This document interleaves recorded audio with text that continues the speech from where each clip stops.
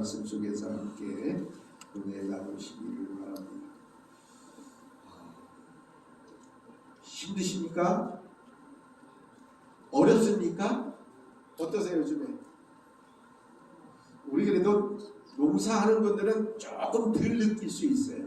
그런데 장사하시는 분들, 영업하시는 분들은 너무 힘들어. 그러다가 힘든다고 하다가 조금 더 지나치면 죽겠어. 너무 힘들어 죽겠다. 이렇게 이야기하는 분들이 요즘에 근래에 점점 더 많아지고 있어요. 그래서 괜찮지? 그러면 아니.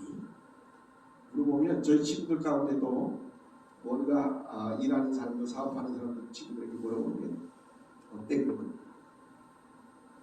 얼굴이 이미 찌그러졌어요. 아주 그냥 힘들고 피곤하고 고단함이 그냥 얼굴에 배었어요. 좀 뭐가 잘 되고 뭐가 좀 신나면 얼굴이 다른데 요즘에는 얼굴이 그냥 찌그러져요. 그리고 이제는 저같이 이마에 주름이 많이 생겨요. 살기 힘들어. 점점점 그런 말이 더 많이 나와요. 질문 한번 할게요. 옛날보다 공짜가 많아졌나요? 적어졌나요? 어떠세요? 공짜가 많아졌어요? 큰일 날 일인데 이거. 왠지 아시죠? 공짜가 많아지면 생기에 지금 나타나는 현상이 뭔지 아세요? 점점 이상 쪽으로 갑니다. 공짜가 많아진다? 그러면 그 사회주의로 공산주의로 가는 시작이에요.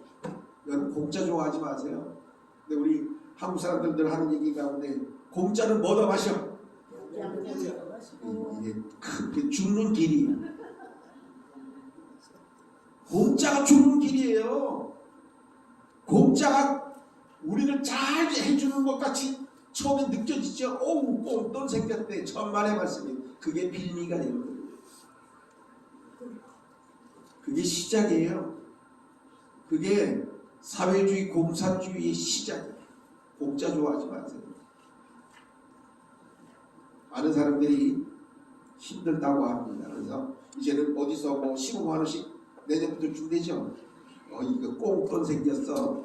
근데 그게 꽁돈이 아니에요. 빚이에요. 빚. 연천으로 이사 오라고 하는 사람이 많고. 예? 연천으로 이사 오라고 하는 사람이 많고. 그것 때문에. 그러니까 이게 좀 짧다는 얘기가 뭐냐 하면 그게 전부 내 자녀들이 다 빚 갚을 거예요. 이제 앞으로. 근데 그 돈 어디서 나올 것 같아요? 다 빚낸 거예요. 다 세금을 걷어내야 되는 거예요. 그만큼 15만 원 주고요. 30만 원 걷어갈 거예요. 착각하지 마세요. 공짜가 아니에요. 그런데 내 눈앞에 그냥 15만 원 뭐 생긴다. 야, 저한테도 그래서 그 얘기한 지금 연천은 내년부터 15만 원씩 준대. 나도 연천으로 이사 갈까 하는 바보 같은 친구들이 많아요. 그게 다 빚이에요. 공짜가 어디 있어요? 세상에 없어요. 착각하지 마세요. 공산주의로 가는 지름길이에요. 나라가 망한 나라들 가만히 보세요. 처음에는요, 다 무상이 곧 공산주의가 시작이라는 사실을 깨달아야 돼요. 공짜 좋아하지 마세요. 무상이 어디 있어요? 지금 북쪽에도 무상인 줄 아세요? 착각하지 마세요. 무상 없어요. 다 노동해야 돼요. 공짜는 없습니다. 착각하지 말아야 됩니다. 살기가 힘들어진다고 얘기하는데 우리 신앙인들도 마찬가지예요. 신앙인들도 예배는 아닙니다. 이 말은 세상이 살기가 힘들다 어렵다라고 하는 이 말은 지금 있는 말이 아니에요. 그래서 오래전부터 역사 속에서 계속 되어져 왔던 그러한 말 가운데 하나입니다. 고대나 또 현대나 또 마찬가지로 우리 자신의 삶에 만족하다고 말하는 사람이 과연 얼마나 되겠느냐. 안 만족해? 그런 분들이 과연 얼마나 되겠느냐 하는 거예요. 별로 없어요. 심지어 어떤 이들은 세상 지금 세상의 종말, 세상이 끝났으면 좋겠다고 말하는 사람도 굉장히 많아요. 예전에 1999년도에서 2000년도로 넘어가는 그 시점에 무슨 일이 있었죠? 막 떠들썩했잖아요. 막 TV에 방송을 흰 옷을 입고 막 그냥 뭘 기다려? 휴거를 기다리는 사람들도 있잖아요. 이장님이라고 하는 담임이라고 하는 선교회에서 이제 종말 다 왔어, 끝! 그러니까 이제 흰 옷 입고 기다려! 라고 했던 아주 허무맹랑한 그러한 일들도 많이 있었어요. 근데 그 사람뿐만 아니에요. 지금도 그런 사람들이 많이 있어요. 오늘 하나님의 말씀이 만물의 마지막에 가까이 왔다. 그런데 베드로는 언제다 라고 말하지 않아요. 전혀 그런 말을 이야기하지 않아요. 이 어려운 때에 우리가 그리스도인으로서의 해야 할 참 모습이 과연 무엇입니까? 죽겠고 힘든 이 세상 속에 사는, 이 시대에 사는 우리들이, 그리스도인들이 가져야 될 참 모습이 과연 뭘까? 우리는 생각을 해보아야 합니다. 오늘 말씀 속에는 아주 정확하게 네 가지를 이야기합니다. 첫째는 정신을 차리고 근신하여 기도하라 하는 겁니다. 정신을 차리고 근신하여 기도하라고 하는 것이 바로 마지막에 가까운 이때에 하나님의 백성들이 갖추어야 될 첫 번째 모습입니다. 정신을 차린다라고 하는 이 말은 아주 착한 마음을 가지라는 겁니다. 올바른 마음을 가지라는 겁니다. 근신하라고 하는 이 말은 환경에 따라서 요동하는 것이 아니라 마음의 중심을 잘 잡고 무절제한 삶을 버리고 깨어서 기도하라는 겁니다. 1999년도에서 2000년대로 넘어올 때에 그 다미선교회라고 하는 곳에서 뭐라고 얘기하냐면 이제 종말이 오니까 다 버려. 직장 관두고 학교 관두고 부모도 다 버리고 그랬어요. 근데 어떻게 됐어요? 그게 말같이 됐어요? 그 사람들 생각까지 됐어요? 안 그래요. 정말로 어처구니 없는 그러한 경우들이 대단히 많이 있습니다만 마지막이 가까울수록 하나님의 백성들이 해야 할 것은 바로 정신을 차리고 근신하여 하나님 앞에 기도하는 것이 첫 번째 모습이어야 한다는 거예요. 두 번째는 오늘 본문 속에 이렇게 말씀합니다. 무엇보다도 뜨겁게 서로 사랑할지니 사랑은 허다한 죄를 덮는다 하고 말씀하고 있습니다. 이 뜨겁게 사랑하라고 말씀하고 있습니다. 이 뜨겁게라고 하는 단어는 무엇보다도 열심히 사랑하라는 겁니다. 사랑하지 아니하면 다 소용없어요. 그래서 오늘 사랑은 허다한 죄를 덮는다고 말씀합니다. 이 모든 사랑의 본 모습이 바로 예수 그리스도의 모습입니다. 죄 없으심에도 불구하고 모든 사람의 죄를 대신 져주시고 십자가에 주고 이제는 물과 피를 아낌없이 흘려주신 우리 주님의 사랑, 그것처럼 이제는 뜨겁게 열심으로 사랑하라 이렇게 말씀하고 있는 겁니다. 이것이 이 시대를 살아가는 바로 성도들의 참 두 번째 모습입니다. 세 번째 모습은 서로 대접하라고 말씀합니다. 대접하기를 원망 없이 하라라고 말씀합니다. 여기서 이 원망 없이라고 하는 말을 우리는 잘 기억해야 됩니다. 불평하지 말고 대접을 하는 어떤 마음이냐? 사람들은 내가 정말로 가난한데 내가 먹을 것조차도 별로 없을 때에 하는 말들 가운데 우리는 이런 말들을 합니다. 나 먹을 것도 없는데 왜 남을 주냐고. 이건 불평하는 얘기고 원망하는 얘기입니다. 그렇게 하지 말고 대접을 하려면 불평하고 불만하고 원망하지 말고 대접을 하라는 겁니다. 정말로 이제는 대접하는 모습은 곧 대접받는 거라는 사실을 알아야 됩니다. 대접한다는 것은 바로 대접받는 길이라는 겁니다. 어렵고 힘든 이 상황 속에서 나 먹을 것도 없지만 그래도 이제는 나눌 수 있는 것. 저는 요즘에 그래서 언제까지 지금 제가 저에게 편지가 올는지 몰라요. 이번 주에도 지난 주에도 편지가 6통 넘게 왔어요. 근데 이 친구는 저희가 편지를 썼어요. 근데 편지가 참 재미있어요.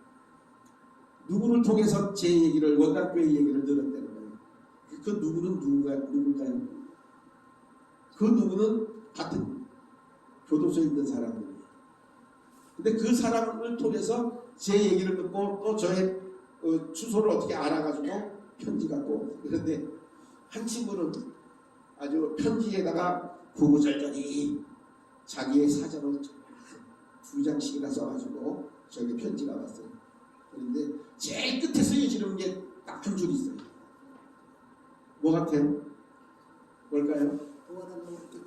도와달라는 것도 있는데 도와달라고까지 얘기를 했어. 근데 그 제일 밑에 쓰여지는 것이 계좌번호가 있어요. 이 친구는 구구절절히 편지를 2장씩이나 써가지고 제일 끝에 계좌번호를 안 써줬어요. 계좌번호가 없어. 내가 이렇게 다 읽고 나서 지금 왔는데 다행히 계좌번호가 없어. 다행히.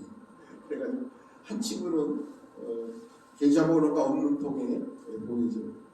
자, 근데 참 묘한 게 자기들끼리도 잘 공유를 해요. 그래서 얘가 편지 썼더니 여기서 보내왔다더라, 저기서 보내왔다더라. 네, 사실은요 제가 뭐 넉넉해서 보내준 건 아니에요. 11월 달에는요 제 사례비의 3분의 2가 갔어요. 어처구니도 없지만 정말 나 먹을 것도 없지만 그래도 할 수 없이 또 보내오면 이렇게 보내주고 대접하는 것은요 반드시 대접을 받습니다. 이게 하나님의 법. 그래서 성경이 우리들에게 늘 하시는 말씀이 대접하는 대로 대접을 받는 거예요. 근데 우리는 나 먹을 것도 없는데 널 내줘 라고 말할 때가 많이 있어요. 왜 여기서 대접을 하라고 성경은 말씀하고 있느냐면 그 당시 이 대접받는 사람들이 주 대상이 누구였을까? 바로 과부였어요. 그리고 나그네였어요. 그리고 아이들이었어요. 아이들이 돈 벌 수 있는 무언가를 얻을 수 있는 그러한 여력이 없어요. 과부들도 마찬가지예요. 나그네들도 마찬가지예요. 그들을 이제는 문전박대하는 것이 아니라 그들에게 대접하는 거예요. 원망 없이 불평 없이 그리고 이제는 대접을 하는 것이 바로 성도들의 모습인 것입니다. 네 번째로 대접 또한 어떤 모습을 가져야 하느냐 10절을 함께 공독합니다. 시작. 각각 은사를 받은 대로 하나님의 여러 가지 은혜를 맡은 선한 청지기 같이 서로 봉사하라. 하나님 주신 각각의 여러 가지 이제는 은사를 받은 대로 여러 가지 은혜를 받은 그 모든 일에 선한 청지기 같이 라고 말합니다. 이 청지기는 어떤 사람이냐면 우리가 잘 생각해 봐야 됩니다. 집안의 가장 낮은 하인이 바로 청지기입니다. 청지기는 뭐 어떤 큰 권력을 가진 높은 자리에 있는 사람이 청지기가 아니에요. 바로 집안의 많은 재산들을 관리하는 하인이 바로 청지기입니다. 이 청지기는 주인의 말에 복종하는 겁니다. 순종하는 겁니다. 이제는 받은 은사를 통해서 자기의 유익을 얻기 위해서 일하는 것이 아니라 바로 교회의 덕을 위해서, 교회의 유익을 위해서 일하는 것이 바로 청지기인데, 그런 마음으로 봉사하라고 말씀하고 있는 거예요. 많은 교회가 교회로서의 온전한 모습을 잘 가지려면 바로 이런 모습이 반드시 있어야 합니다. 기도하는 모습이 있어야 되고, 서로 사랑하는 것이, 또 대접하고, 그리고 봉사하는 모습이 반드시 있을 때 그 교회는 참 아름다운 교회로 인정받을 수 있게 됩니다.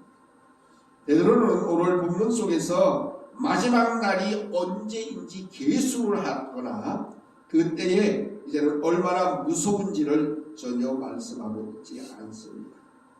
오히려 경고망동하지 말고 먼저 정신을 차리고 그리고 기도하라고 말씀하고 있습니다.